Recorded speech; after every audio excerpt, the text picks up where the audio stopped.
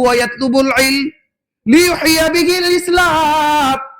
ওই ব্যক্তির মৃত্যু যদি এমন অবস্থায় আসে যে সে ইলম শিখতেছিল, ইলম শিখতে শিখতে তার কাছে মউত চলে আসছে, মানে হয়তোবা ছাত্র জামানায় মউত চলে আসছে। আর হলো আমরা যারা হুজুর আছি আমরাও তালেবে ইলম, আমরা সবসময় শিখতে থাকি, তাহলে আমরা যারা আছি তারাও শিখতে থাকবো।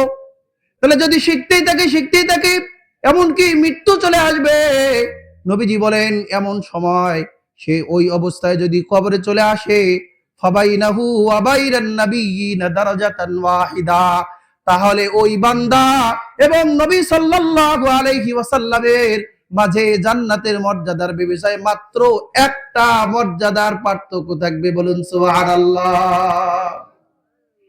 আমরা এই মর্যাদা চাই কিনা বলে? আজকে আমরা যারা এখানে বাবাজিরা আছি মনে করি যে আমার তো বয়স হয়ে গেছে, আমি কি এখন কোরআন শরীফ শিখতে পারবো? যে বাবা, আপনার জন্য এক নম্বরে কোরআন শিক্ষা ফরজ, এই ছোট কচি কাঁচা তার জন্য তো পরে ফরজ। আমাদের সাহাবায়ে কেরামরা যারা ছিলেন তারা কি সবাই এরকম কচি কাঁচা ছিল বলেন, নাকি বয়োবৃদ্ধ ছিল? আশ্চর্য ঘটনা, বুখারী শরীফে এসেছে আব্দুর রহমান বিন আউফ রাদিয়াল্লাহু তাআলা আনহু, তাকে চিনেন? একদম প্রথম সারির মুসলমান।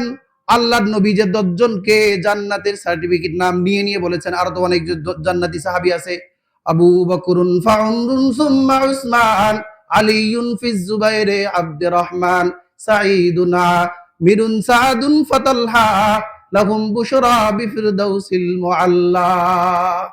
এখানে 10 জনের মধ্যে একজন আব্দুর রহমান বিন আউফ, আবু বকর রাদিয়াল্লাহু তাআলা আনহু ইসলাম গ্রহণের পরে তিনি ইসলাম গ্রহণ করেছেন, একদম প্রথম সারির মুসলমান, নবীজির সঙ্গে সমস্ত যুদ্ধ জিহাদে শরীক ছিল, সে ব্যবসায়ী সাহাবী ছিলেন, বড় ব্যবসা তার ছিল।